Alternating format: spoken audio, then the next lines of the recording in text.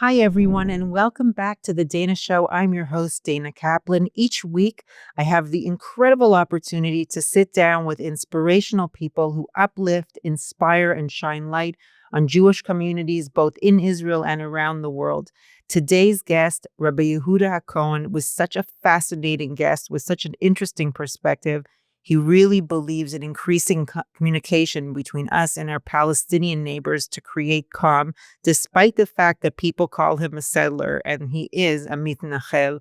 He really believes in increasing our communication. We talked about Zionism, we talked about different tribes of Israel, and we talked about the future of Israeli society without the burden of Western governments making decisions for us, specifically United States.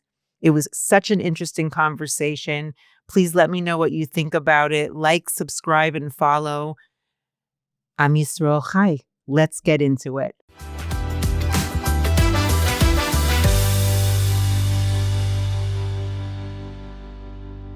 I want to ask you how you knew my dad. I guess I knew your dad. I forget how we met, but we met probably, well, we could have met here, actually. It's possible we had met here.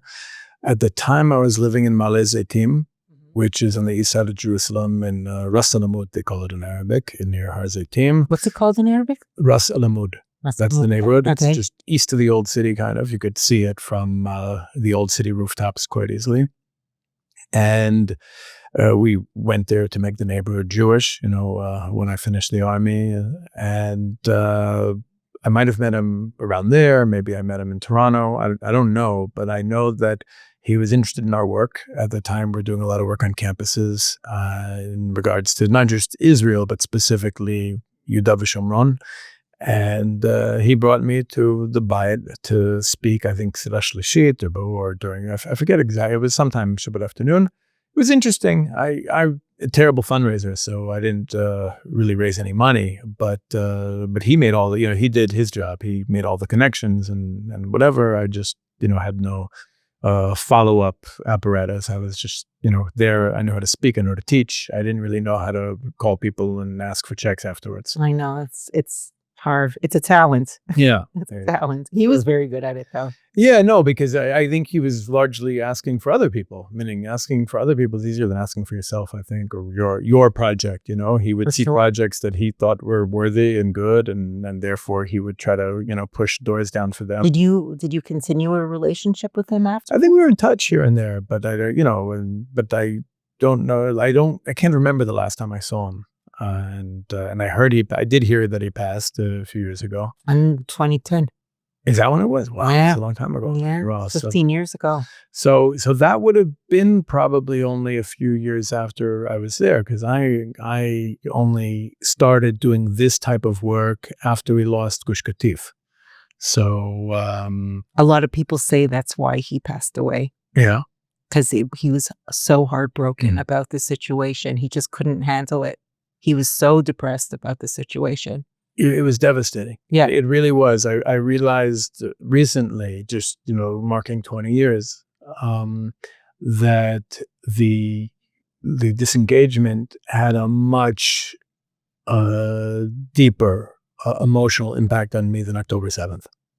And much more. Interesting. That's very interesting.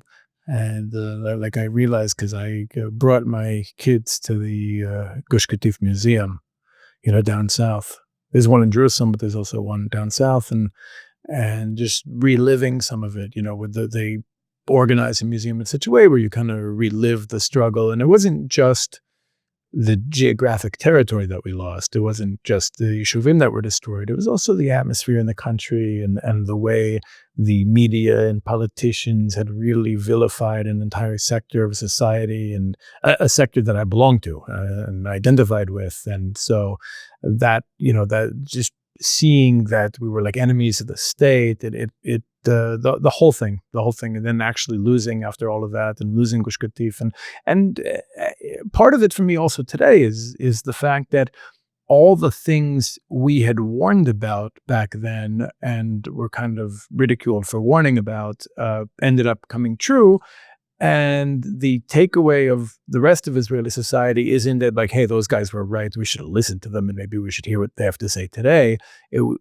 Even though they're adopting some of the positions that we might have held back then, they're still looking at this camp as a camp that's problematic and needs to be, I don't know if I would say neutralized, but they're suspicious of us, and they feel that we're we're potentially a problematic sector of society that they have to keep their eye on and prevent. Which is so weird because, when I made Aliyah, I didn't know that there was such a thing as right-wing extremists and left-wing. I thought everybody who lived here cared about the country, cared about its success, about peace in the country. Then I get here and I'm labeled as a right-wing extremist because I believe that Jews should be able to live wherever they want in this country, right? I guess it depends where you live. Meaning if you're in certain neighborhoods in Jerusalem, that would have been a legitimate mainstream position. It's all relative. If you park yourself in Modin, then,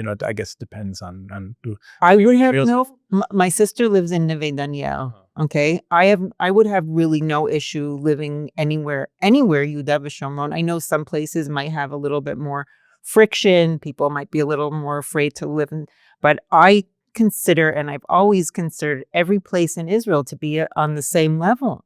Whether you're in the north in Metula, whether you're in the Gush, it doesn't matter, or in the Merkaz, it doesn't matter. And like here, it's like everyone is so concerned with your title and what you stand for and what you're, it's like there's so much division here. That's natural to us. I think we really are a very tribal people.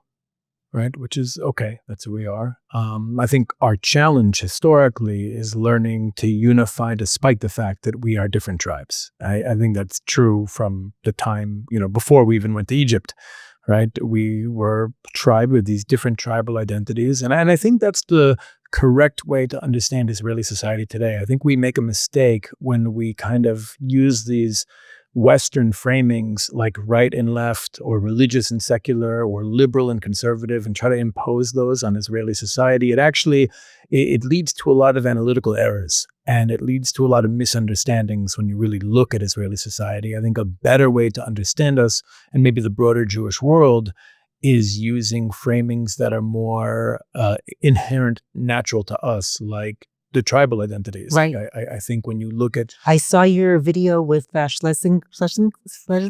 Yeah. What's his last name? Hanan. Right. And you, Hanan, and you started talking about tribes. Yes. And it was really, really interesting. You can go ahead. I'm sorry for interrupting. No, yeah, but it's something an idea I tried to advance. I think these labels that we're used to, right and left, and all of that, they're very relevant to Western civilization, right, and the development of Western civilization, meaning they're really deeply part of that way of thinking. They have their roots in Greco-Roman thought and Christian dogma and the revolutionary transition between feudalism and capitalism, and they're just so the words are so readily available to anybody who's familiar with these conversations in the West.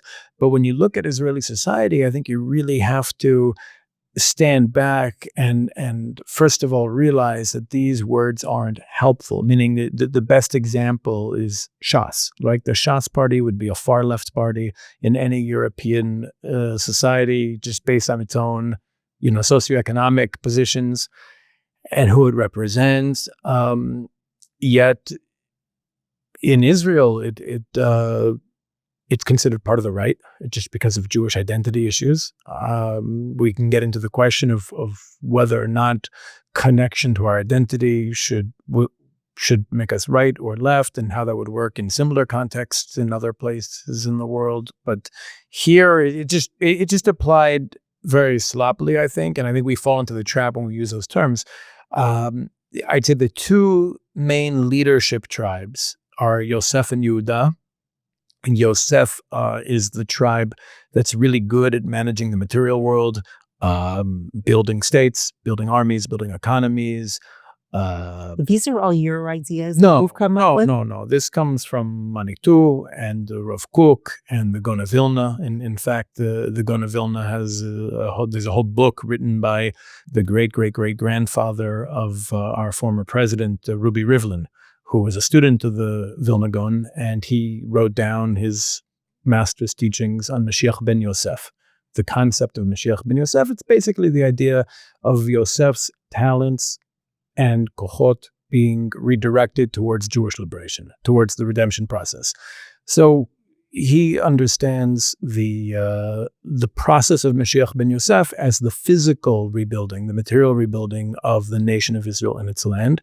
You know, the economy, the air force, the government, the transportation system, the education system, the healthcare system. All of that is the physical material building of the nation. And what comes after that is filling that vessel with content that will animate and drive it. But Yosef is definitely the actor, the tribe that does the heavy lifting. And I would argue that Yosef doesn't only have a material contribution to make to Jewish liberation. I think Yosef also has a spiritual, ideological contribution to make, which is our unity.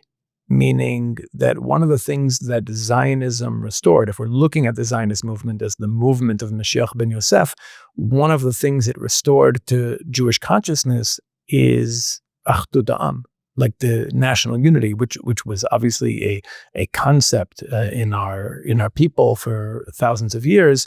But following the Haskalah, we forgot about it. I think that we tried hard to become Germans and Frenchmen and Englishmen and all these other European identities in order to attain whiteness and inclusion in those societies. And that caused us to turn down the volume on our national identity or the national component of our identity. And I think even though, there's a dialectical relationship between the Haskalah, the Jewish Enlightenment, and the Zionist movement, and Zionism is very much a product of the Haskalah, it's also a rejection of the Haskalah in terms of Jewish identity. So I'd say that just like Yosef was looking for his brothers, in the Parsha, so too was Herzl looking for his brothers. The Zionist movement was about reuniting brothers, across national borders in the age of European nationalism. But we can say that Zionism also is a very Jewish flavor of European nationalism. And that's okay. That's what it is. And today we call that Tel Aviv, meaning that's Zionism today, right? What's unique about Yosef is that he's the part of Israel that's really good at being like Esav, really good at managing the material world, but also very concerned with his place or Israel's place among the nations and very influenced by the dominant civilization of any given period. So in the time of Yosef HaTzadik, Yosef ben Yaakov, it was Egypt. Yosef wants to be like an Egyptian, looks like an Egyptian. His brothers don't even recognize him. If we fast forward, we can say that the Yosef component of our identity maybe wanted to be Greek or looked at Greeks or Greco-Roman culture as like the civilization that we have to kind of measure ourselves by. And today it's obviously Western civilization, the United States and its allies. That's like the dominant civilization through which Yosef judges good and bad, etc. And all the political parties that are expressions of Yosef do actually fit on that Western linear spectrum. Like you could say right to left. Like Naftali Bennett would be the right, and Avigdor Lieberman would be the right, and Bibi Netanyahu would be the right. And then you could say Yair Golan is more on maybe not a leftist so much, but on the liberal side, or Yair Lapid or Benny Gantz. These guys are more on the liberal side of Yosef. And that's Yosef. The other leadership tribe is Yehuda, who's not as good at managing the material world, but is much more deeply connected to our identity and focuses less on what we share with other peoples and more on what's unique about us, our Torah, our history, our identity, Jerusalem, the Beit HaMikdash, prophecy, right? And you can see this tension between the kingdom of Israel and the kingdom of Yehuda during the First Temple period. And in the kingdom of Israel was for the most part ruled by Yosef, by Ephraim, which is one of the sub-tribes of Yosef. The major kings came from Ephraim, and they were the much more powerful kingdom, the much more relevant kingdom at the time. They were militarily stronger, diplomatically stronger, economically stronger. They were more relevant on the world stage in the international community. The kingdom of Yehuda was this landlocked desert kingdom that we consider to be more important today because A, we're their biological descendants. They were our ancestors because it was Yehuda, Shimon, Levi, and Binyamin. And we're most of the Jews in the world today are the descendants of Yehuda, Shimon, Levi, and Binyamin. In fact, we're called Jews because we come from that kingdom. I'm actually from the tribe of Levi biologically. I'm a Kohen, but we still call ourselves Jews because we're from that kingdom. And so we tend to think that that was a more important kingdom historically. But at the time, it was definitely Israel. And Israel resembled the other nations more, was interacting with the other nations more, but also had a bigger vulnerability to being influenced by the cultures and values of other. Why is that significant now? Well, that's the major tension, I think, in Israeli society. I think when you look at almost any political or social issue in Israeli society or in the Jewish world, it's an expression of that tension between Yosef and Yehuda, right? Do you think that one of the reasons why we're not able to make peace with the Palestinians now is because we have that conflict within ourselves? No. I think the conflict is okay as long as we figure it out, as long as we're aware of it, the internal conflict, and we figure out where all the tribes belong, it's okay. The problem is the tribe that's been trying to make peace with Palestinians and with other actors in the region for the last 40 or so years has been Yosef, and Yosef shouldn't be talking to them. The tribes that are best equipped to make peace with our neighbors are Shimon and Levi. And the problem is Shimon and Levi, for the most part, aren't interested. Shimon and Levi are the extreme expressions of Yehuda. And maybe you can say Shimon is like the Kahanistim, the Hilltop Youth, the Beitar Yerushalayim fans, La Familia. By the way, all these tribes have like expressions with kippot and without kippot. Meaning, for example, if you go to Yeshivat Har Etzion in Alon Shvut, right, what they call Gush, that's Yosef. They're Talmidei Chachamim, they love Torah, they learn Torah, they know Torah, but they're looking at it through the lens of the dominant civilization today, which is Western civilization, liberal ideology. They are the yeshiva of Yosef. So Shimon and Levi, who we call the Jewish extremists, who we consider generally to be beyond the pale of the linear Western spectrum of what we consider to be politically legitimate in Israeli society, or what was politically legitimate until the formation of this government. Because I think part of the reason Yosef hates Netanyahu so much is because he's legitimized tribes who should have never been legitimized in the system from their perspective. So that's Shimon and Levi, essentially. And they happen to be the best equipped to reconcile with the Palestinians, I'd say largely because their relationship with them is and would be different, meaning the relationship between what we'll call the most radical Jews living in the West Bank with Palestinians is much more of a horizontal relationship. It's a relationship between two tribes at war with each other. Right. And I think for the most part, Israeli society does have the sense that this is a population who we've been at war with for roughly a century. But there are all these other framings that kind of come into play, and that just because of methodology, I'm not saying identity and who we are, but because of methodology, because of how Zionism functioned, how the Israeli state is structured, especially our policies in the territories, I would say that the relationship between Yosef and the Palestinians is one of colonizer and colonized, which can never be healed, which can never be good, whereas the relationship between a community like Yitzhar or Bat Ayin or the Jews in Hebron and their Palestinian neighbors is more like enemy tribes who could theoretically not be enemies. I mean, they could be allies because it's a different kind of relationship. I heard you say a lot about, I've watched a lot of your videos, okay?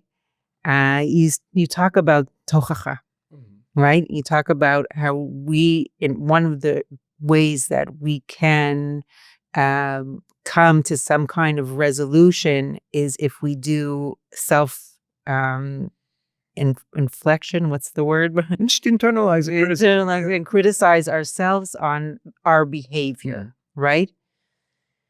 Today there was a terrorist attack in Yerushalayim. I heard. I was on my way over here. Yeah. I didn't know until a few minutes ago, but and so we should talk about the tochacha.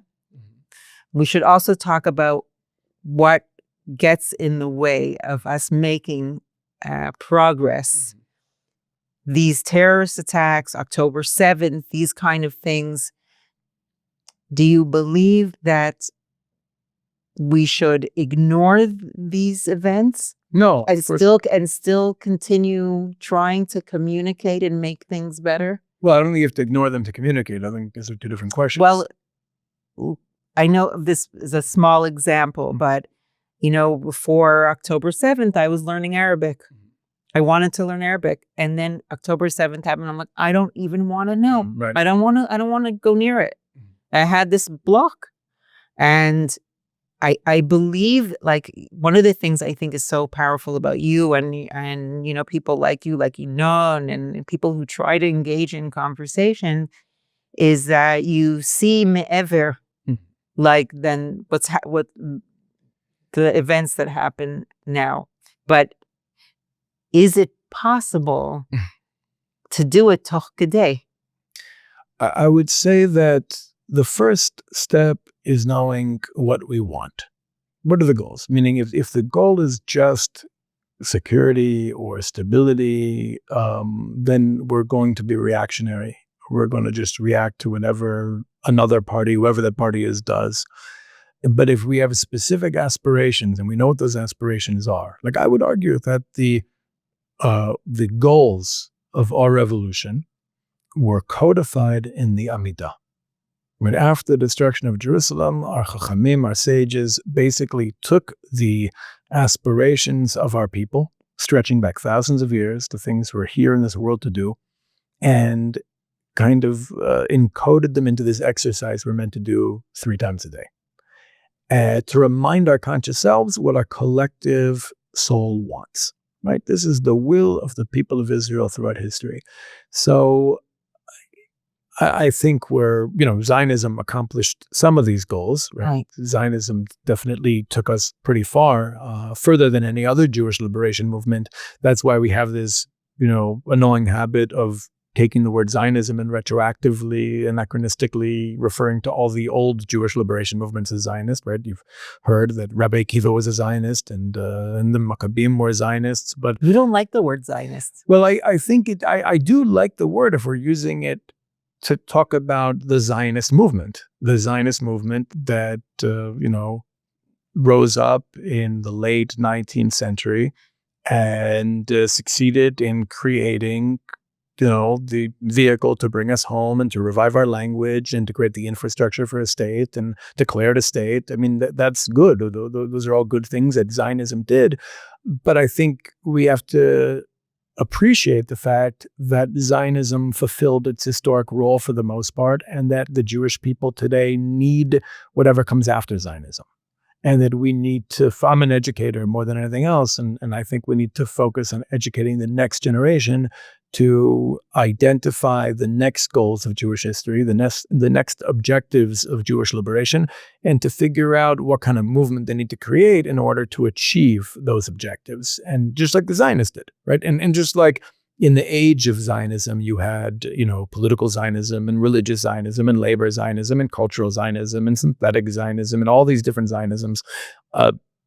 Today, I think there will be a lot of disagreement over what the next goals are. And you can have several different movements, all led by very talented, intelligent, hardworking revolutionaries. And they'll all try to achieve what they believe to be next for us. And hopefully the tension between them will lead to a lot of progress. Do you think, do you have an idea of what I have a few ideas. New Zionism will look like? Well, I think that the next objectives, I think the current objectives of Jewish history are really freeing our state from the United States from being dominated by Washington. Yeah, I speak to that about that with a lot of my guests. Some people say it's impossible. Some people say it's possible. It's about as impossible as reviving the Hebrew language or fighting the British Empire or ingathering exiles. I think we've done the impossible in the last century. I don't think we should stop. I don't think an objective being impossible should be a deterrent. I think we should just figure out how to pragmatically get it done. And what do you think the consequences would be if once they were out of the picture? Well, first of all, would it be only positive? Well, first of all, I've been talking about freedom from the United States for about 20 years already. Okay, I more maybe, but what's happening now is that a lot of our politicians see that we have no choice. Meaning, either we can choose to separate on our terms, or eventually they'll just turn against us. And I think it's better for us to separate on our own terms. When you look at the future of American politics, the trajectory of American society, it doesn't look good for us on the right or the left. Right? Meaning they definitely don't have our best interests at heart. Well, they never did, but they don't have anyone's best interest at heart except for their own ruling class. Meaning that just But they should. But they shouldn't. Like, I mean, why should they have our best interest at heart? No, I think it's a ridiculous expectation. Yeah. I think unfortunately, a lot of the pro-Israel world is living in a G-rated movie, is living in a children's movie, and they don't understand how the world works. I like the way you put that. Is true. but really, and I travel in a lot of different political circles.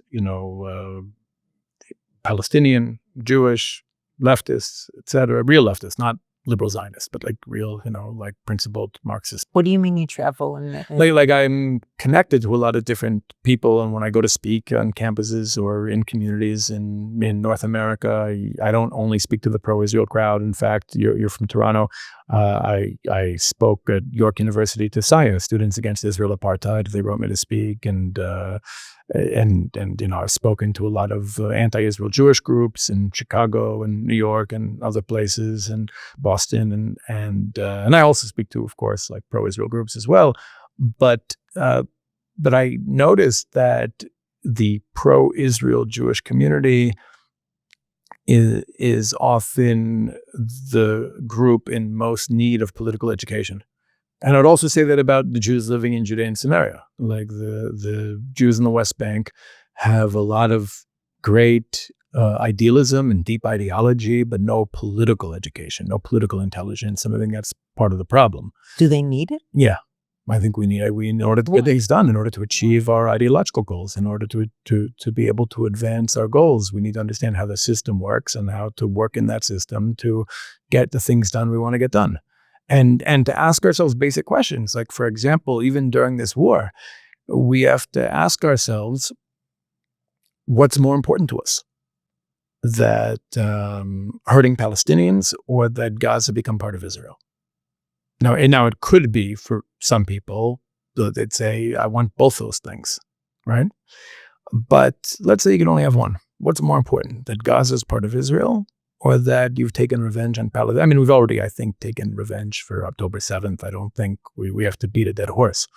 At this point, I think this war should be conducted based on what our interests are. What was our goal before October 7th? Is our goals different now than it was before October 7th?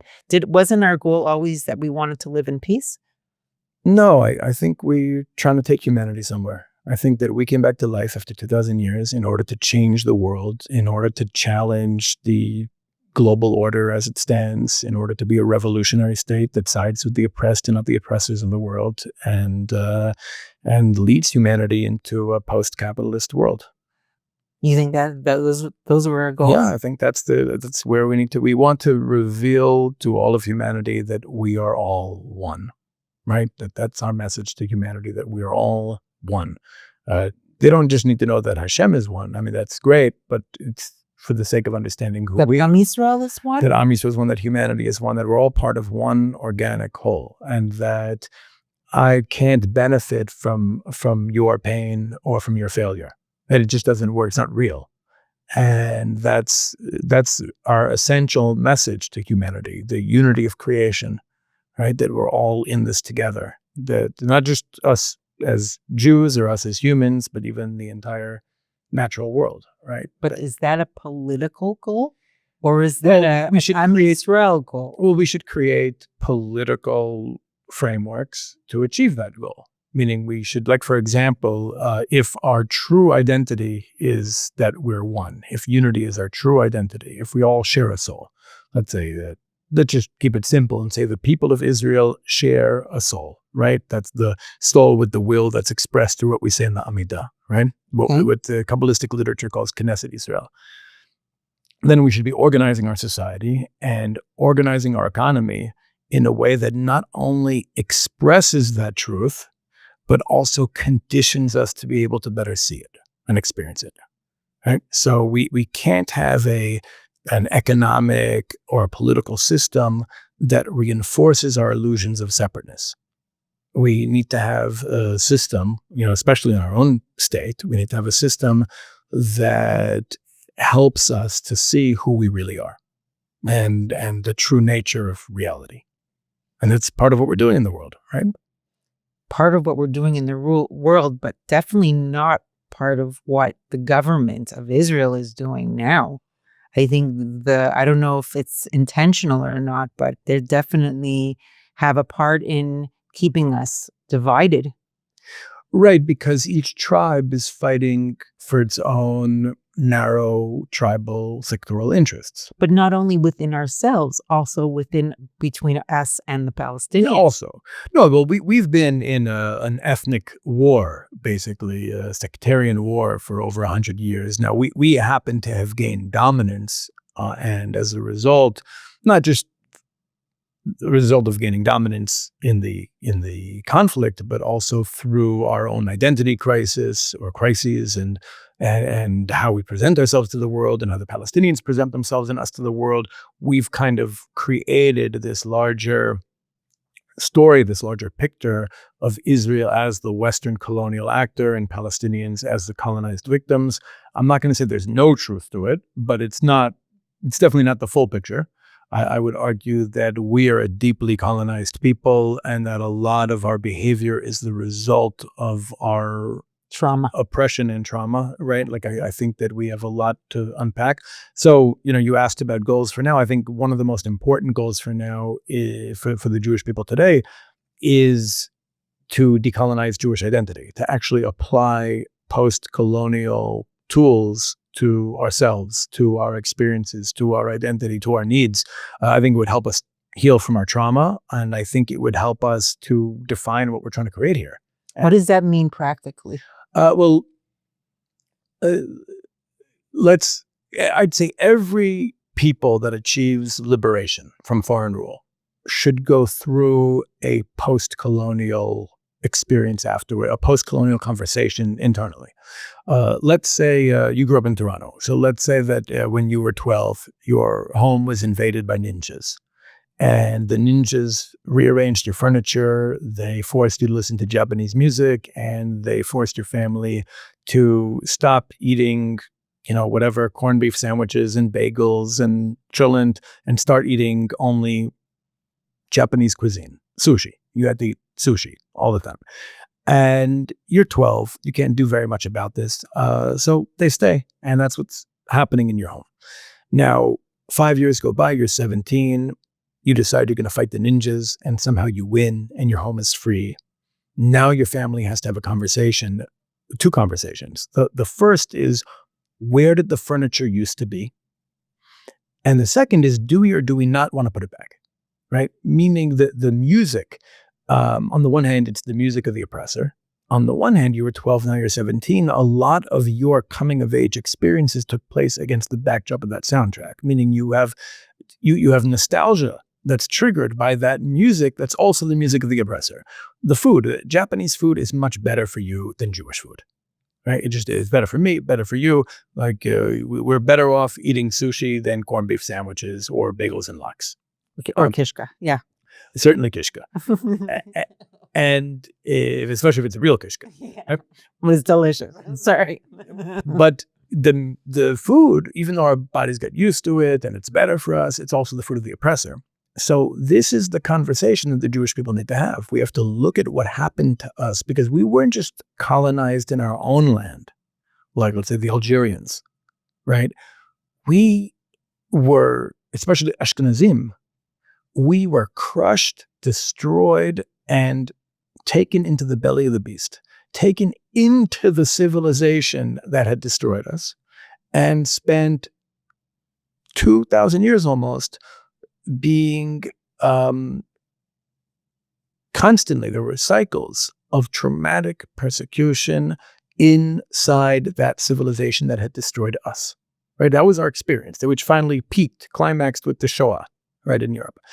And we haven't even begun to heal from that, right? We came back with a lot of trauma, a lot of unhealed trauma. I'd say we're the victims of that trauma. I would say Palestinians are the victims of that trauma because they're living under us now, right? And we haven't even begun to heal. We need to heal. First of all, we need to look at what happened to us, decide what we want to put back or not put back, right? There are things that were features of our civilization 2,000 years ago, 3,000 years ago that we just might not want to put back, wouldn't be relevant today. But there are also things that we probably would, right? There are things, certainly the values that were expressed in our society and the way we lived.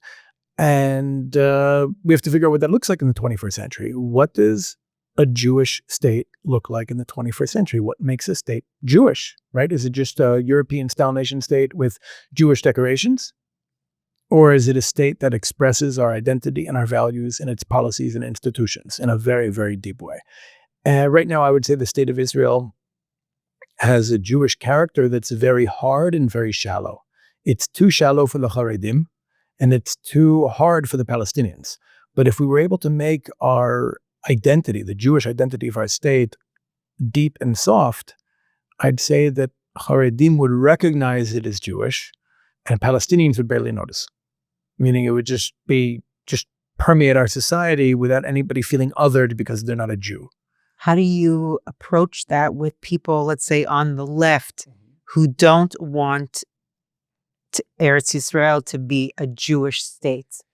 Well, I'm not. They want to have public transportation on Shabbat. They don't want to adhere to all the mitzvot. They want to have maybe Jewish style, but definitely not. So when you say the left, who do you mean? Do you mean the liberal Zionists? Do you mean the communists? Who are we talking about? I mean the liberal Zionists. Okay, so you mean like Yair Lapid? Yeah. Like his camp, yeah. Right, okay. First of all, like even Shabbat, I would argue, is more a class issue than a religious issue. And it's been a class issue since we left Egypt. What do you mean? I mean that it was a revolutionary idea that everyone should have a day of rest after 6 days of work, right? We in Egypt just worked. We didn't have a day of rest, right? We just worked and worked and worked until we died. That's what humanity was doing. We came up with this revolutionary idea that, okay, work for 6 days, and then there's going to be a day of rest, right? Now, all the Israelis who cry about public transportation and shopping on Shabbat are really talking about the needs of a certain class, but they're not thinking about the person who has to drive a bus on the one day a week that their children are home from school. And they're not thinking about the person who has to work retail at the mall the one day their kids are home from school. Meaning that Shabbat is a class issue. Now one could say, oh, but maybe we'll have overtime, or maybe people will make time and a half, as they do if they work a Jewish holiday, right? If somebody works on Yom Ha'atzmaut or Purim, right, they get time and a half.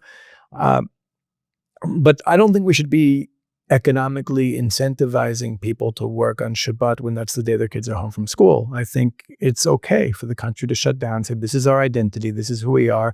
I don't know if this is true, but I was told that a lot of the funding for the movement that's trying to open things up on Shabbat and have public transportation and shopping and everything, a lot of that funding, I heard, comes from foreign tech companies that don't understand or don't want to allow the society to shut down, 1 day a week. 1 day a week, people aren't doing Google searches one day. Where people lose money. I mean, these companies lose money because the tech economy is one that doesn't make space for a day of rest. So I think we need to understand this is part of our culture, part of our identity, and it's fair and it's just, and people can do whatever they want in their homes, on Shabbat. If people want to do a Google search, that's up to them. Like, we don't have to shut down the internet in people's homes. But I think anything that would cause somebody to have to work or somebody to even be tempted to work because of the economic incentives or whatever, I think we don't need that. And I think I was up until January, I was working in Magen David Adom. I was an ambulance driver. And so I had mishmarot on Shabbat, and I absolutely hated it. It totally wasn't worth the money at all. I mean, it was like they try to make it an incentive, working on Rosh Hashanah, Yom Kippur, Shabbos, all of these, you get a lot of extra money. I personally did not feel that it was beneficial. And I just started recently keeping Shabbat, not driving or not using my phone. And I feel like a different person. It's been really, really special for me not to do it. Today, I think all of humanity today would really benefit from a day off from their devices. For sure. Right? I think that's just so unnatural. Right. And okay, so we're all, even those of us who celebrate Shabbat are usually attached to our phones the other 6 days of the week. But it's so healthy and it's so liberating to be able to shut it off for 25 hours. Are you addicted to your phone? I don't know. My wife says I am. I don't know if I'm addicted to my phone. I think I use my phone for work. I'm using social. You're a workaholic? Is that what that might be because my work is really my purpose in this world. I understand the work that I do to be what I'm here for. And what is your work? What is my work? I'm trying to advance the redemption process forward. That's clearly part of it. I think that I'm an educator more than anything else. I'm also a Kohen who was born into a world without a Beit HaMikdash. So the question is, well, what's a Kohen? Like, meaning, what is the role of a Kohen in the world? Because I want to understand me as a Kohen in a world without a temple. Like what's the purpose of the Kohen in Israeli society? And I understand that the purpose of the Kohanim is to be, I guess, what today we would call kiruv rabbis.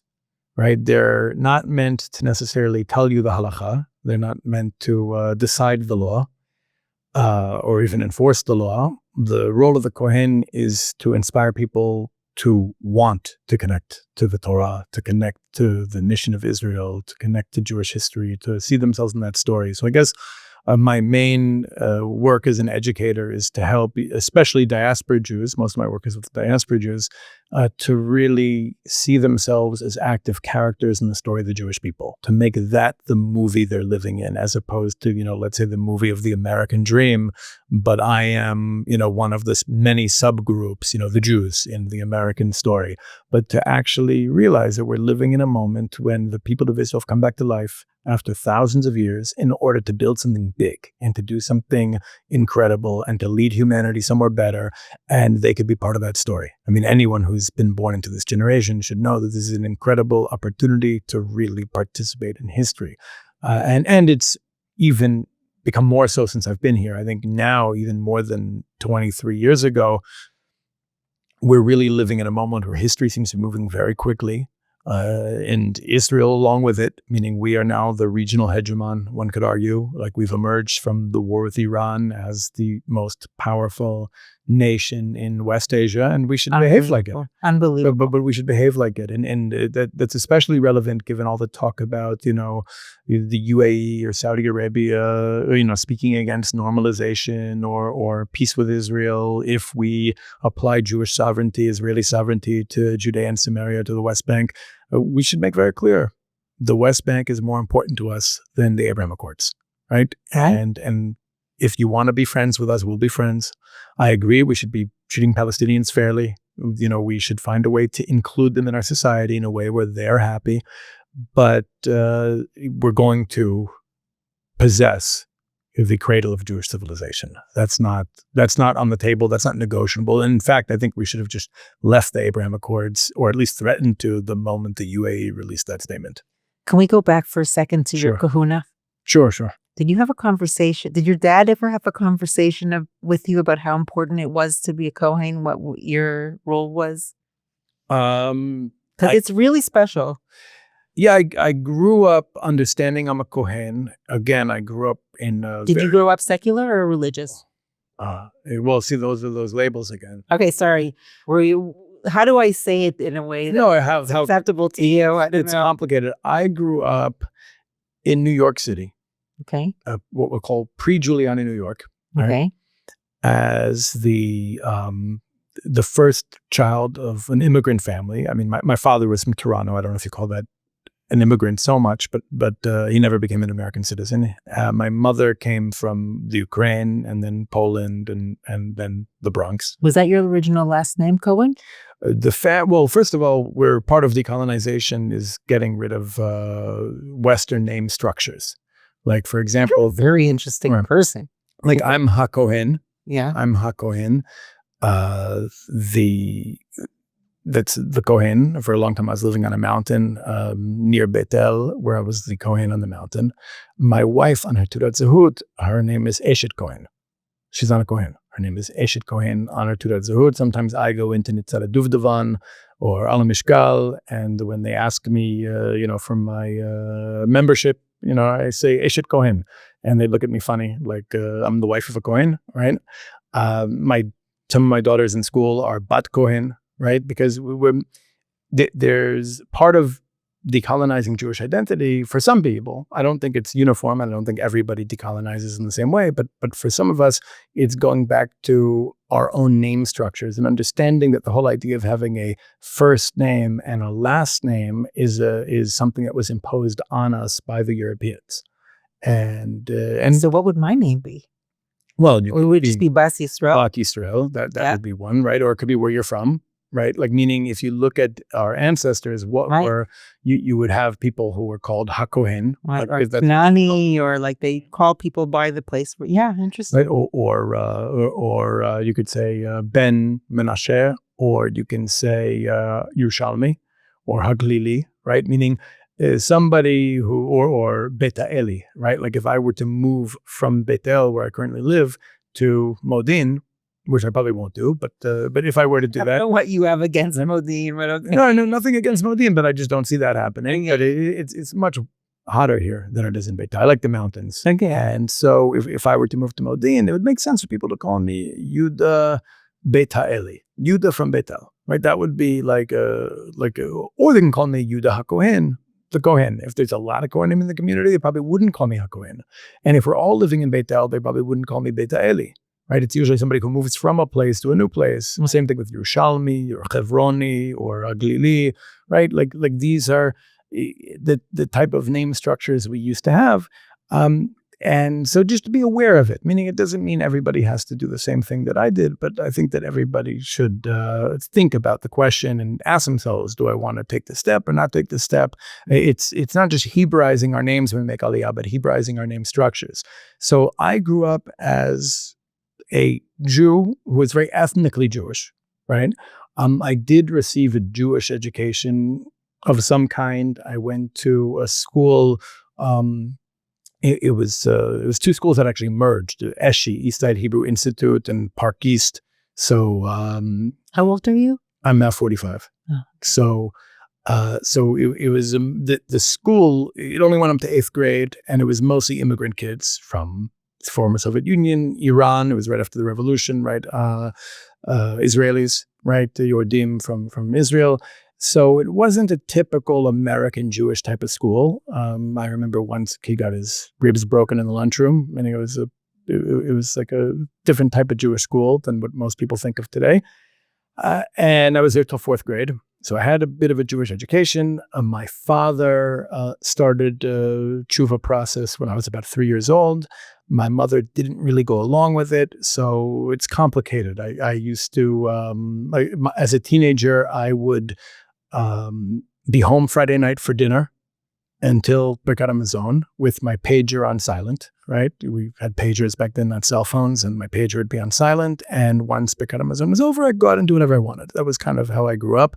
And also the next morning, I would probably wake up around the same time my father would come back from the synagogue, and we would have lunch. And after being on his own, I was free to do whatever I wanted. Like that was basically how I grew up in this regard. I was very ethnically Jewish. I grew up with a lot of other kids who were from immigrant families, Puerto Ricans, Albanians, Irish, also Black, Italian. And I grew up with a lot of rough kids. And in the world I grew up in, to be a Jew was considered a bit of a liability. Like in the same way that we could say for a woman to make the same pay or get the same respect in the workplace as a man, she has to work harder than a man. I was a very rebellious teenager. I don't know if I had to hang out with these kids, but I certainly chose to hang out with these kids. And a lot of them were like family to me. But in that world, for a Jewish kid to get the same respect as a Black kid or an Irish kid, he had to be more violent. So a lot of the Jews I knew growing up were very closeted about the fact that they were Jews. In fact, I'm still discovering that some of the kids I grew up with were Jews. Wow. I was very in people's faces about it. I don't want to get too lost in the weeds on this, but I had certain experiences at like 13, 14 years old that caused me to just like throw it in people's faces. And because of anti-Semitism? That's mixed in. Yeah. There's anti-Semitism and there's concern about anti-Semitism and there's different flavors, meaning anti-Semitism doesn't really come in one form unless we're talking about a systemic anti-Semitism. But I definitely grew up with a lot of kids whose fathers worked for Jews and didn't like Jews and had really strong feelings towards Jews. But in any case, I made being a Jew a central part of my identity in a way that other Jewish kids didn't in that world. And I think that ultimately led me here. But I didn't fully understand it then. It was. What was your incentive to moving to Israel? What made you make Aliyah? Well, I don't know which story to tell. There's so many different stories I could tell, but I think that the easiest one would be to say that when I was 20, my second year of college, I was almost 20, I discovered the internet, okay? And probably the same night I discovered the internet, I discovered the Jewish Defense League, which coming from a background in what we could call gangs, I don't know if that's the crews, whatever, I saw it as like a Jewish gang, or maybe like a Jewish Black Panther Party. I wasn't 100% sure, but I did something that is probably not so smart to do. I actually contacted them online and I met them and I joined them, and it totally changed my life. Before that, I was actually thinking of joining the NYPD and trying to become a detective. So I joined the JDL. It totally changed my life. I couldn't, when the second Intifada started, I couldn't deal with the idea that just because I was born in New York, my job was to earn a college degree while Jews my age here were going and fighting and, risking their lives. So I dropped out of college and I moved here to join the army. How do your parents feel about it? Well, my mother and my father had different feelings about it. I think they're both nervous. I think my mother was more against it, but didn't, I think it helped that I had been such a rebellious teenager and I'd lived such a dangerous life, and they, they would tell me, and I obviously regret this, what I put them through, but they had real fears. Like they used to really dread, phone calls to go identify a body, in the morgue, and they lived with this fear because I was running around doing crazy things, living on the edge. Definitely on the edge. I thought I had it under control because I was a teenager who thought I knew everything, and I did have a lot of it under control, to be honest. I was a leader among my friends, et cetera, or I became a leader among my friends at a certain point. But I think the fact that I put them through all that made it easier for them to accept this, because now it had a purpose. I might even be doing things that are more dangerous than I was doing as a teenager, but it had a purpose. And they appreciated that and they respected that, especially my father. I think my mother took her longer to come to understand it. Eventually, I think she did. But my father understood and appreciated it much earlier. But I came here. I don't think they saw themselves as in a position to stop me or to prevent me from doing anything that I was determined to do. They saw me, I guess, as very strong-willed. And so I came here. I joined the army. I didn't join the army from the airport. I had some time. So I went to yeshiva to study, Machon Meir, and I teach there now a couple days a week. And it changed my life, totally changed my life. I discovered Rav Kook, which was a continued evolution on my journey, like ideologically, and I guess I've been living this life ever since. And one of the things, obviously I've spent the last couple decades trying to prevent a two-state solution, trying to stop the United States and its allies from taking parts of our land from us. The way I understand it, and the way I think we should all understand it, is that this is not really a conflict between us and the Palestinians. Palestinians are being used against us by Western powers who want to take parts of our land from us, who can't accept the... Wait, can you say that slower? Yeah. Say that again slower. I think the real conflict is, I think there is a deep machloket between Western civilization and Israel and the Jewish people. We think of this process, this project, as the children of Israel, the characters from Tanakh, come back to life in the modern age. That's how even our first Prime Minister, David Ben-Gurion, understood this to be that, right? This is the children of Israel come back to life dramatically in the modern age. From the perspective of the West, this is a bomb shelter state for persecuted Jews that's supported, armed, funded by the West, and should serve the interests of the West. And I think that's been the machloket since the founding of the State of Israel, maybe even since before.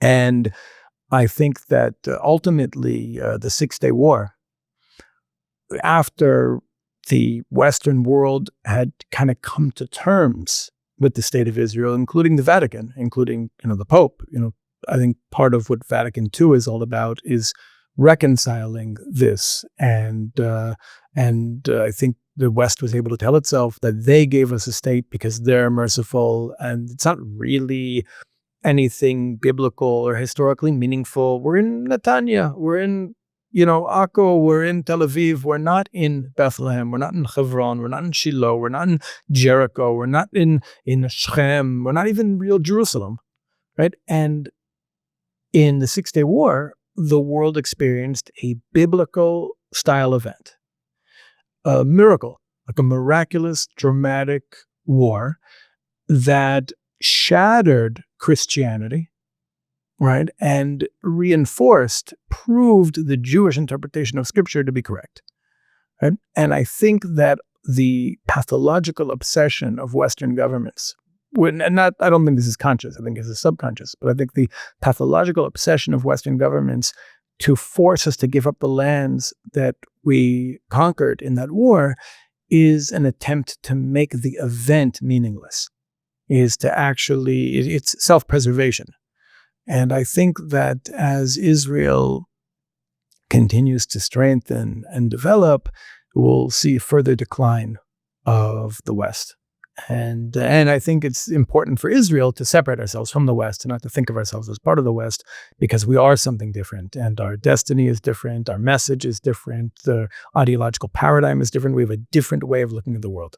And I think that's okay. I think that often what happens is we don't realize that we are existing inside of somebody else's ideological paradigm, and that we're existing inside or looking at the world through the lens of, let's say, liberalism, right? Like I said, liberalism is the ideological paradigm of capitalism. It's the set of ideas and values that convince us that capitalism is a good, just, fair system.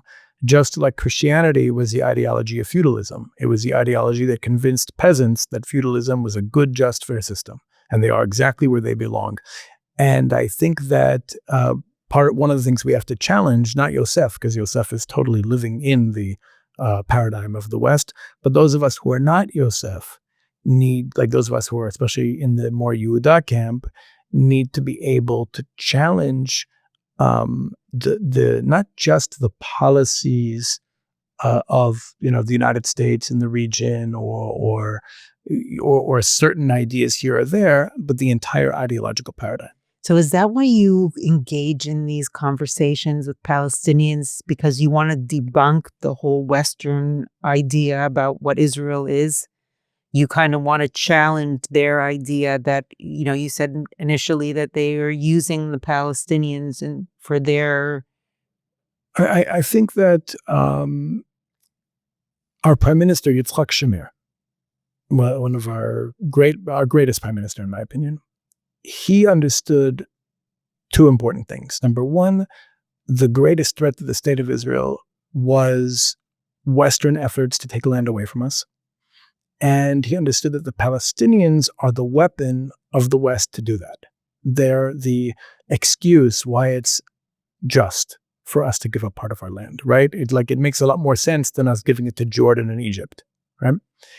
And therefore, it was important to Shamir to make sure that Palestinians have a good life here together with us and that we can ultimately live together in one state. That was kind of Shamir's trajectory.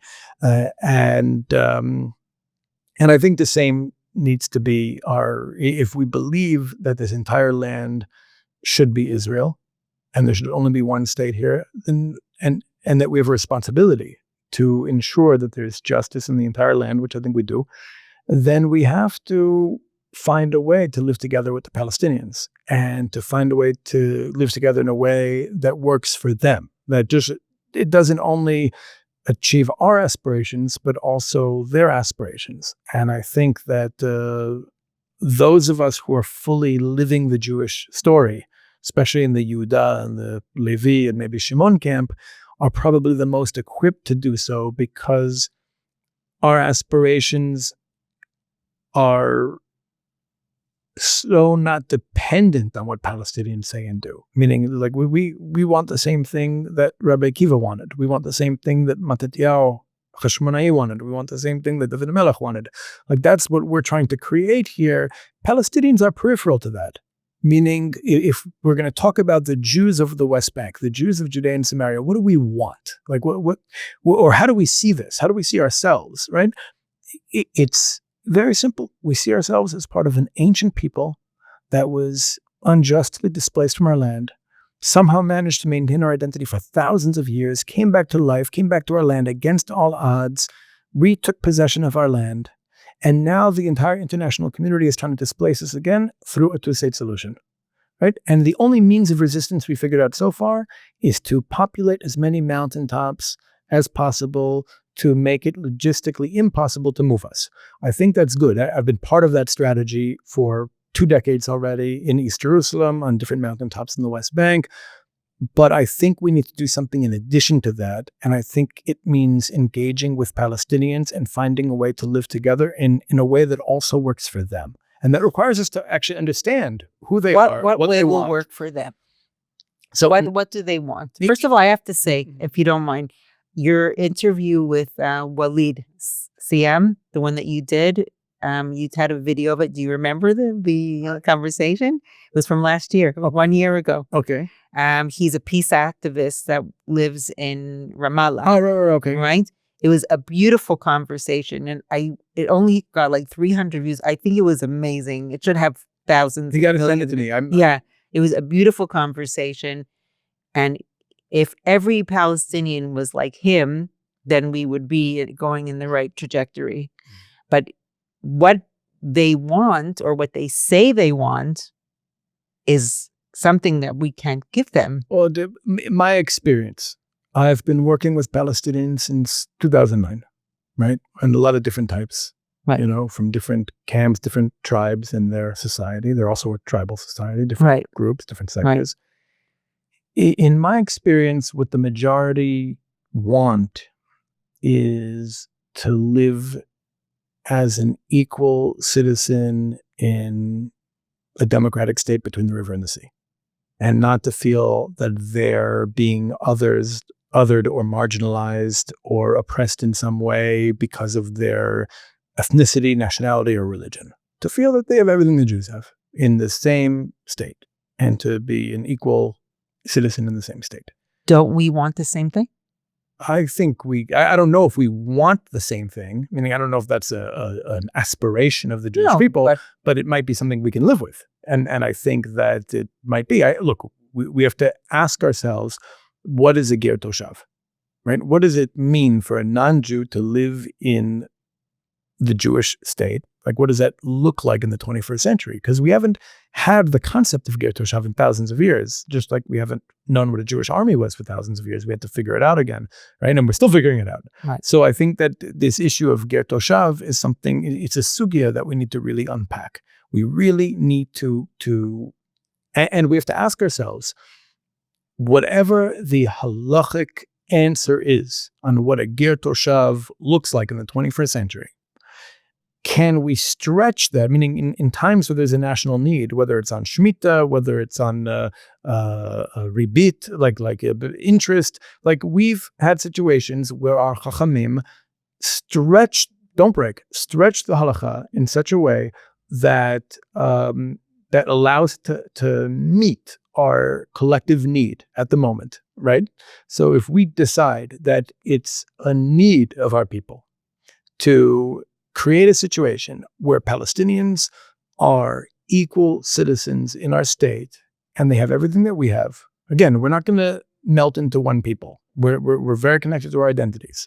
Part of what I think we need to create here is a model for how deeply tribal identities can live together in one land without diluting themselves, right? We have that with the Druze a little bit. We can have it with the Palestinians too if we do it right. But I think we should try to figure out a way to make the halacha of what a ger toshav would be in the 21st century meet what Palestinians say they want. And to see if we can figure out a way for us both to get what we want. Because that's ultimately the goal from my perspective. We're living in two different movies, and I want to see both movies have a happy ending. And I think that the way our sages understand truth is different from how Western civilization understands truth. I mean, that's one of the differences between our ideological paradigm and theirs. You know, in Western civilization, truth is very dualistic. You're right or I'm right.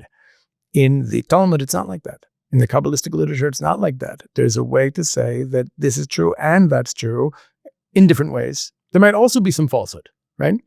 But I think the Palestinian story is by and large a true story. The story they're experiencing is a real story. What they say about us is not true. Our story is also very much a real story, obviously. What we say about them is not true. And I think that instead of us both playing the fantasy and antagonists in each other's story, which is what we're doing, right? We're not fighting each other. We're fighting our idea of who the other is, how they show up in our story, right? But instead of fighting our fantasy antagonist of the other, we can try to understand each other. And this is why I was engaged in peace work for so long. I was really just looking to, first of all, create relationships between the Jews and Palestinians who live close to each other in the West Bank, but also because I see one of the greatest barriers to reconciliation being the fact that we don't know each other, we don't understand each other, and we're superimposing identities on each other and motivations on each other that have nothing to do with what the other wants. And so I think instead of continuing to do that and fighting past each other, right, with counterproductive methods of struggle, we should actually get to know the other. And even if we want to defeat them, even if the goal is to destroy them, we both have an incentive to actually understand who the other is. It's what we call opposition research. It's part of any war, right? Like we should know who they are. And once we know who they are and what they really want, we can decide if that works for us or not. But right now, we're not even dealing with who they really are. And they're not dealing with who we really are. We're just fighting our fantasies of each other. But how can we actually continue if their response is violence all the time? That's what, like I brought up in the beginning. Mm-hmm. How do we continue the conversation and get to know each other if there are certain factions of their... Okay, they say the same thing about us. Are we being offensive? Look at Gaza today.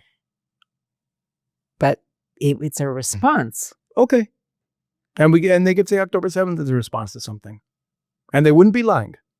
They definitely experienced what happened on October 7th, as an act of resistance, as punching up against an oppressor that has almost complete domination over them. That's how they see it, right? That's their experience. And so I mean, I'm not legitimizing it. I'm trying to validate it, chas v'shalom. But I'm trying to live in reality. And I'm trying to, it doesn't help me and it doesn't help us to say we're the good guys all the time. Right. We're not, I don't want to be the good guy in a G-rated movie. Right. That's not my goal. That's the goal of Hasbara. The goal of Hasbara is to make Israel the good guy in a kid's movie. That's not me. This isn't a kid's movie. This is a conflict in West Asia that's been going on for over 100 years, right? It's not going to be a kid's movie. This is ugly and messy, and we've done things wrong, and they've done things wrong. And we can say the British created the whole thing, but that doesn't excuse us or the Palestinians of the things that we've contributed. And we can say the Americans are continuing to exacerbate the conflict so they can sell weapons to both sides or maintain dominance in the region and push their solutions on us. Okay, but it doesn't excuse us. So I'm saying we, to get free, to liberate ourselves. I think also our liberation is intertwined. Because the things about Israel and the things about Zionism that are oppressive to Palestinians, meaning the colonial features of our identity and our mentality, are actually part of our oppression. Meaning it's something we have to shed anyway meaning it's part of the Galut mentality. I'm not talking about making ourselves vulnerable or weak. I'm talking about engaging with Palestinians from a place of strength, from a place of knowing who we are, knowing what our roots are in this land, knowing that we're not going to retreat, knowing that we want Gaza back and we want Sinai back, right? Knowing all of that and coming as that identity and saying, and great. Do we have someone to talk to? Is there enough people on their side that would want to have a conversation? If we are that, yes. If that's who we are. Meaning, they're sick of talking to Yosef. Meet Levi, right? Meaning, it's ironic because our media constantly demonizes the Levi and Shimon camps as the Jewish extremists, right? They're the bad guys, the Hilltop Youth and the extremist rabbis. Great, you know what? I would send a delegation. If we really want to reconcile with the Palestinians in Gaza, I would try to identify who are the spiritual leaders of the Gazan Palestinians committed to fighting us. And I would send a delegation of our most extremist rabbis to meet with them and explain to them who we really are, what this is really all about. Not what the Zionists in Tel Aviv say, but really what this is from the perspective of Jewish history and Jewish destiny, what this is all about. And then maybe we'll have a different type of relationship with them. And if not, we'll have to fight. I'm not taking fighting off the table. I acknowledge we might have to fight anyway. But why do we have to fight? Because people want to fight us. Or people want to stand in the way of where we want to take history. But why does it always have to resort to violence? Yeah, it's humans today. What are you going to do? It's not just here. It's also look at Russia and Ukraine, or look at the United States. I mean, the whole world is really. I mean, I would say international law is a big lie. Meaning, the relationships in a family are governed by love, right? People do what they do in a family because of love. In a society, it's law, right? You don't want to break the law because there's consequences to breaking the law, but you're a society. On the international stage, power determines what people do, right? Yeah. The powerful do certain things, the less powerful don't, right? International law is an illusion. It's a way for the powerful nations to push their agendas and create the illusion that we're all part of some global society and everybody's really equal under the law. But you know that the United States and Libya are not equal under the law, right? International law is really a tool for the powerful nations to wear a moral mask when they push their imperialist agendas.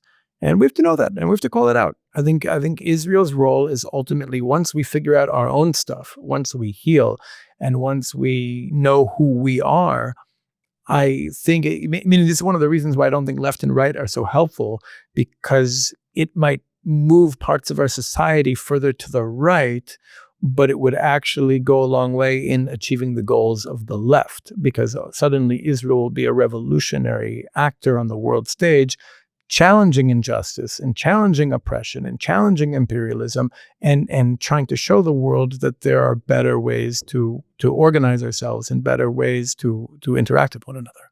Do you think that it's important that we still have Jews in exile? No. You think that every Jew should move to Israel? Yeah. But what about, like, how can I'm not telling people what to do, but yeah, you asked me a question, I give you an answer. Right. Question is, like I said in the beginning, for some reason, it was always inside me that I wanted to live here. But how can you expect a nation that's been in Galut for 2,000 years and who's been davening, and, you've had religious Orthodox people as well.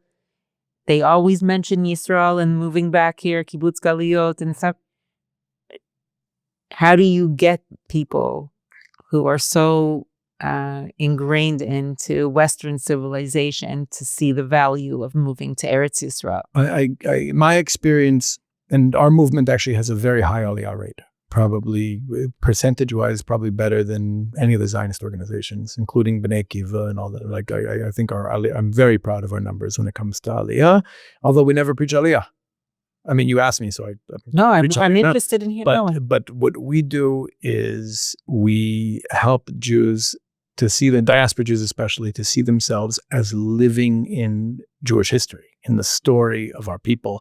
And I think when somebody's living in that story, just like me, once I shifted from being a New Yorker who happens to be a Jew to being an actor in Jewish history, being a Kohen, being whatever, I'm now a character in Israel's story. It became obvious I had to be in Israel. Like, nobody had to preach Aliyah to me. I just knew that's where my story is playing out. Do I want to be part of it or not? And it's such a better story, meaning my life as a teenager would have made a great movie, but my life as an adult would be an even better movie. It should be more interesting, and it's more exciting, and it's a greater adventure. So why wouldn't a young Jew growing up in, Cleveland or Toronto or Los Angeles want to be a part of that if he really understood what it was? And again, we're all chosen to be put into this world in one of the most amazing and climactic chapters of our people's story. And I think we should all aspire to really feel like we're living our purpose while we're here. And it's obvious to me, look, if I'm born a Kohen, that helps me to know a little bit of my purpose, right? Whether it's just Birkat Kohanim in the morning, right, in the shul, or it's trying to be someone who inspires others to be on mission, in living the story of Israel. But certainly if I'm living in a generation where for the first time in thousands of years, there's an independent Jewish state in our homeland, yet challenged from so many directions, of course I want to be part of overcoming those challenges, because I can't escape from the fact that that's what I've been put in this world to be and to do, right? That's where I am. So I think that most Jews in the diaspora, if they understood that, again, it's easy to say, but if they really deeply understood that, internalized that, and saw that as the story they're living in, then Aliyah would just be a no-brainer. They wouldn't even, it would almost be like a subconscious act, right? Yeah. We're living in such an amazing time in Jewish history, and we have this huge responsibility that, we could really have a big effect on determining the trajectory of the entire country and the entire nation. And the entire world, ultimately. And the entire world, that's right. Because ultimately, I don't think we came back here just to be another flag at the UN. Right. I think Israel is ultimately, once we know who we are and what we're supposed to be, we're going to be a leader on the world stage. And it might start with us being a leader in the region. And we're already materially the most powerful nation in the region. But one of the reasons we don't act like it is because we haven't overcome our own colonization or exile mentality, whatever you want to call it. And therefore we can't behave in a way that makes it natural for us to be a leader in the region. And I do think on that front, the tribes of Yehuda and Levi and Shimon are the most advanced and the most capable. But the challenge is, A, they don't want it. And B, those who are still dominant in society, which is Yosef, is afraid of them and continues to suppress them.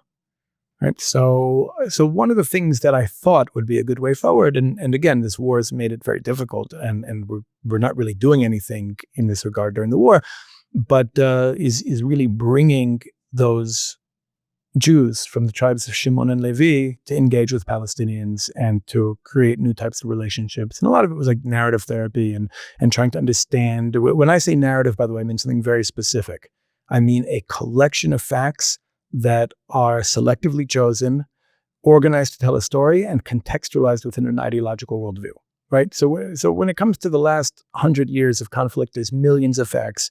Both sides are picking the facts that help tell the stories we want to tell. Both sides are ignoring the facts that complicate those stories. We're telling very different stories. And we have very different conceptions of what this conflict is all about. And we have very different conceptions of what national identity even is, right? Like when we talk about Jewish identity, what does it mean to be a Jew? We mean basically the direct descendants of a very specific set of ancestors buried in Hebron, and those who joined us over the centuries through an ancient ritual process where somebody can become an insider, right? That's what we mean. When we talk about Jewish identity, we mean these 12 tribes that became a nation, that had sovereignty in this land, was exiled, came back, had sovereignty, was exiled, came back again, and is trying to do it right.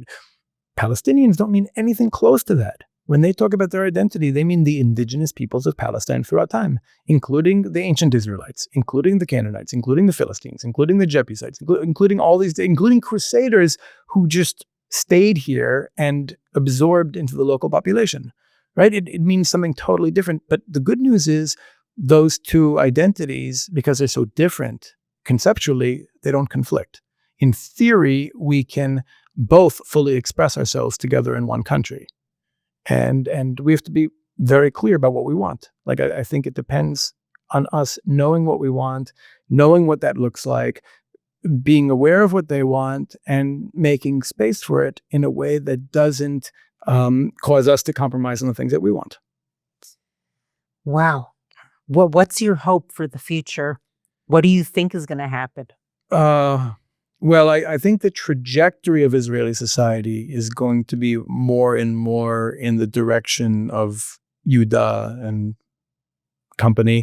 I think that Yosef, which still controls most of the wealth and dominant institutions in the country, is going to try to fight against that. And I think that'll continue as long as the Yehuda, Levi, Shimon forces are represented by more belligerent political figures. I think we need, I think what makes Yehuda different from Levi is that Yehuda sees the value in all the tribes and understands the value of Yosef and the value of Yisachar and the value of Naphtali and the value of Dan. And I think that ultimately we're going to have to find a way to accept that Israeli society is changing. It's going to become a more deeply Jewish society. It's moving in that direction already, meaning it's not like we have to do, like it's going that way. That's what the judicial reform protests were all about. It wasn't really about judicial reform. It was about the trajectory of the country. And I understand why Yosef is afraid. I get it. I totally get it. And I think the Yehuda side needs to be more sensitive to that and needs to progress, not just at a pace, but in a style that can alleviate some of the fears of Yosef. I have a lot to say on this, and I could direct people to Vision Magazine, visionmag.org, where I've written a lot of articles and done a lot of podcasts and videos on this. But I think ultimately Israel is going to be okay. Israel will continue to strengthen.